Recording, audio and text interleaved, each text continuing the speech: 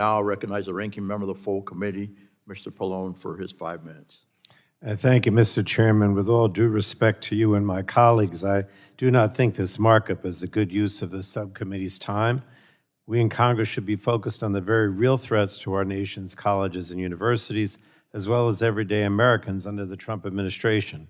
A day rarely goes by when the Trump administration is not attacking colleges and universities. Trump continues to destroy America's higher education system with reduced federal research dollars, taxes on endowments, and cuts to federal student aid. His latest effort to interfere with college accreditation is particularly outrageous. And let's be clear, the fundamental threat to colleges and universities is not college athletes finally being able to profit from their talent. The real threat to our nation's colleges and universities is coming from inside the White House, starting with the Trump administration's attempts to cut billions in research funding from the National Institutes of Health.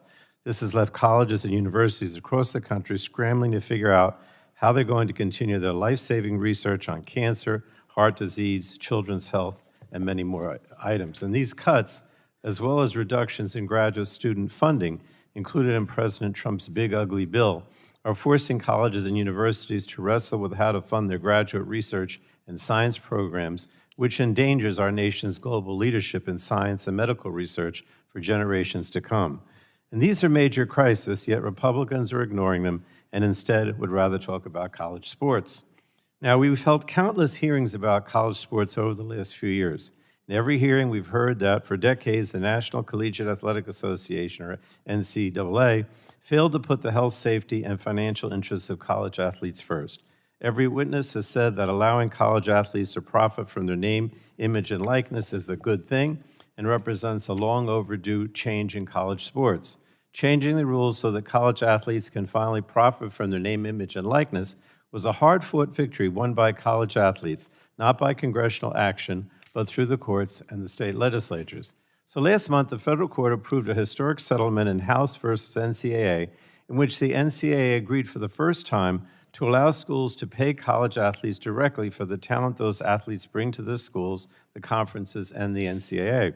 And those payments are subject to a salary cap of $20.5 million per school. But instead of celebrating progress made by college athletes, the SCORE Act shuts down their ability to seek additional protection in the courts and state legislatures. It even gives the NCAA and conferences unchecked authority to roll back many of the hard-fought benefits college athletes have won in the courts and state legislatures. The bill reduces the amount of money college athletes can make from their talent, but allows schools to spend unlimited amounts of money on coaches, trainers, fancy athletic facilities, private planes for team travel, and other inducements to help recruit and retain the most talented college athletes. And this is not how you, quote, level the playing field. The SCORE Act also gives the NCAA nearly limitless and unchecked authority to govern every aspect of college athletics, including how college athletes can get paid, what happens when they want to transfer schools more than once, and how many hours they can spend training, traveling to competitions, and competing.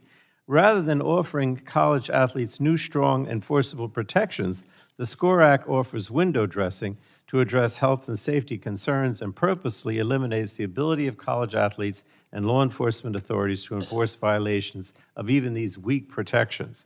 The bill also fails to include meaningful protections to help ensure college athletes don't hire predatory agents, and it doesn't provide pathways for relief if they do.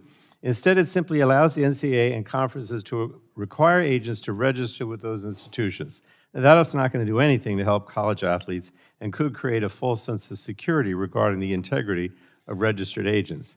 We should not be doing anything that stifles the progress being won by the college athlete.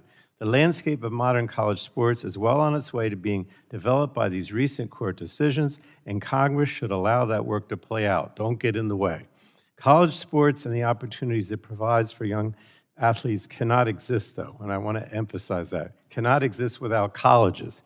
If President Trump succeeds in destroying the American college and university system, which he seems determined to do, there will be no college sports. I don't know if anyone realizes that, but you have to have a college to have college sports. And the way we're going with this administration, I don't even know if there are going to be any colleges or universities or any worth fighting for once he destroys them. So with that, I yield back the balance of my time. Thank you, Mr. Chairman.